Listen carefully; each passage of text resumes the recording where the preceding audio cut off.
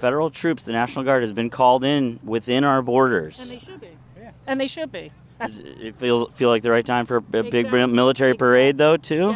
Yes. So no issue with those two things happening at the same time? Not at all. We can do many things at once. And when we can chew gum and walk at the same time. And so that's chewing gum is the military parade, and then walking is the sending the National Guard into California? The illegals that have not committed a crime and are law-abiding, I think they ought to be due process. So you're against what's happening right now, then? I'm not against deporting anybody that's committed a crime. Right, but the people who have not committed a crime, which are many of the people being deported, you said you're against that. So you're against what's happening right now. I think they ought to be vetted and screened. And even though they're not and they're deported, that's what's happening right now. So you are against that. The ones that haven't committed a crime, I think they ought to be vetted and see if they can stay. So you don't agree with Donald Trump about that particular issue, then? That one issue. Now, the ones that have committed a crime, get their asses out. You know our country has truly taken a turn for the worse when this MAGA woman would be considered moderate in comparison to her fellow party members. If you can't draw a red line, even after admitting that you disagree with Trump's assault on constitutional rights and due process protections, then you're not all that different from the rest of the MAGA cult. So the ones who haven't committed a crime, would you be protesting in L.A. if you lived there? No. On behalf of those people who haven't committed a crime and are being deported? It's too violent. Could you see me in L.A. with this hat? I mean, come on. For starters, it's never too late to be on the right side of history, and as progressives, we would be thrilled if this woman and any other Trump supporter would do the work to break through the brainwashing and genuinely reform their political beliefs. Defending constitutional rights and your community members isn't and shouldn't be perceived as a partisan issue. But as you should all know by now, that's far from the reality on the ground. People need to realize is having a strong military is the biggest tool we can use against terrorism and totalitarianism. Even when you're sending that military to American streets, it's still somehow fighting totalitarianism? Yeah. No, but I'm saying you're talking about fighting totalitarianism, but Donald Trump is sending troops to American streets. Well, because they're protecting federal assets. I think Trump supporters and conservatives as a whole seem to care far more about protecting property and establishing what they perceive to be law and order than protecting their own constitutional rights by standing up for the constitutional rights of both documented and undocumented immigrants, because one, they have been fed this narrative, right, that property means more. It means more than somebody's constitutional rights. It means more than somebody's humanity. The other thing that I think is at play here is they don't even value themselves, right? Because if they value themselves, they wouldn't be Trump supporters in the first place, because a lot of them get screwed by Trump in this administration. And then there's also an element where they have xenophobia, right? They're racist against immigrants, and they believe they are dangerous to the community, whether they are documented or undocumented. And so I think those are reasons why they care more about protecting property and establishing law and order, right, than their own constitutional rights. He has control of the National Guard. He can nationalize them at any time. Right, but governors should be able to say yes or no to that, right? No. Because if Gavin Newsom doesn't want to do what's right by his people and by the law enforcement officers... But what about states' rights? The states have rights too, right? They do? Yeah, you're right, they do. Now, on that point of Trump sending the National Guard, the Marines, and other federal law enforcement officers to crack down on the LA protests, let's hear from a Marine veteran who was on the ground in LA. I'm a 5-year Marine Corps veteran. I was in the infantry, and my oath was to the Constitution. First and foremost, it is I hereby solemnly swear to uphold and defend the Constitution of the United States. And then it says, and to follow the orders by the President of the United States. Priority is given to the Constitution, and it doesn't say any one specific president. So I'm out here specifically to march against the unconstitutional brutality that is being committed upon people, whether they're citizens or they're documented or they're undocumented. How do you feel about the Marines being called in to Los Angeles to deal with mostly a peaceful protest? I think it's wholly unnecessary, and I've been in the deep dives of the legalities of utilizing military forces for law enforcement. And the current situation as it stands, it fails to meet the two criteria that would allow it. Number one, the governor will have had to request it. He has not. He's literally battling Trump right now for command of the National Guard and command of military forces. So that's one. It was not requested by the governor. And two, the police, as you'll see who's watching this stream or this video, you'll see the police absolutely still have total capacity to maintain order in this protest that is going on for blocks and blocks and blocks and blocks. So the precedent there would be law and order would have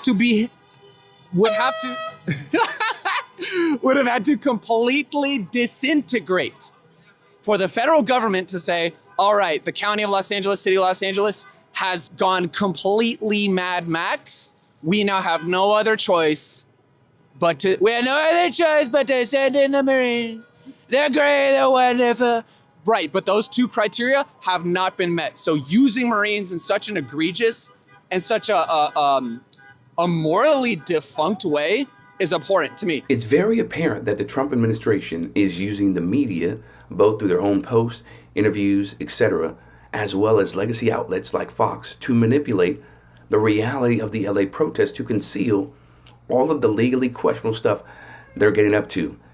And all of the legally questionable stuff, there is a laundry list of that, to be clear. The veteran community, because it originates from a military experience, the military, which is an inherently fascistic institution,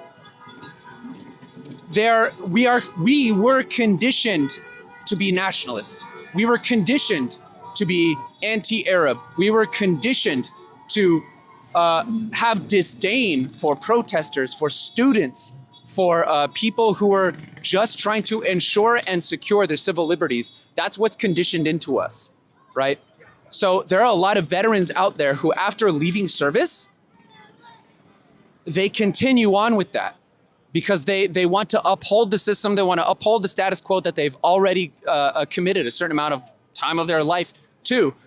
I'm here to tell you, you do not have to go along with it. If you feel differently, if you're seeing what I'm seeing, what so many other people in this country are seeing, and you feel that it's wrong, please speak up. Say something. It doesn't mean you have to crack anybody over the head. It doesn't mean you got to get in an argument with grandma. Absolutely not. You can keep it within bounds. But if somebody says something that's patently inaccurate, like, oh, well, they're only arresting the illegals, you can say, actually, grandma, they're arresting people who are here legally too. And when you speak up, you will begin to create more and more space for veterans to push against the nationalist attitude that was programmed into us. We can free ourselves. We have that liberty. I'm here to demonstrate that. And I've met a lot of other amazing veterans here on the street who are demonstrating that as well. Please, you see that it's wrong. You can say something. You have a voice. Just because you're not going along with Trump does not mean that what you're saying is wrong. And now she's holding press conferences talking about the fact that people have the right to peacefully protest and that they're a city of immigrants. Well, they're not a city of immigrants. They're a city of criminals because she has protected them for so many years. And so we're coming in and doing what the president has said that he's going to do, and he's going to allow people to live in a safe community again. When I hear Kristi Noem using terms like city of criminals and safe community, that really plays into and reinforces the white supremacist attitudes surrounding immigration as a whole. Because you want to portray them as these thugs and these rapists, right? And these awful people. When in actuality, they're some of the hardest workers in America overall, and they deserve to be treated with respect, right? And humanity. It's actually, the real criminals are, some of them are in office, and some of them are in the cop force, right? On the cop force, law enforcement, okay? Those are real criminals when we talk about who's doing the most harm to our society in America specifically. These are, you could not use the word insurrection, but you could also use the word, these are very dangerous people, they're bad people. They were met with heavy force and they folded. And they may be there a little bit tonight, they may be there a little bit, but it seems to be getting less and less because they're going there and they're met with a very heavy force. And if they weren't, you would have that city right now would be on fire. It would be burning down. The rest of it, what's left over. And we're going to be celebrating big on Saturday. We're going to have a lot of, and if there's any protester who wants to come out, they will be met with very big force. by the way. For those people that want to protest, they're going to be met with very big force. And I haven't even heard about a protest, but, you know, this is people that hate our country, but they will be met with very heavy force. This press conference and Trump's response to the LA protest show us just how ambitious this administration is in becoming an authoritarian regime. And in some ways, they already are an authoritarian regime, right? It's clear as day, crystal clear, black and white. You can see it. If you don't see it, then you're not awake. They do not want to... A democracy, we are far from a representative democracy, right? We are in a fascist state right now. And it's to alarming levels, right? And I don't know if it's going to get any better for us. But I do know the mission and the intent of Trump's administration. Yeah, want to be dictator. For OHQ, I'm Chris Williamson. We'll see you next time.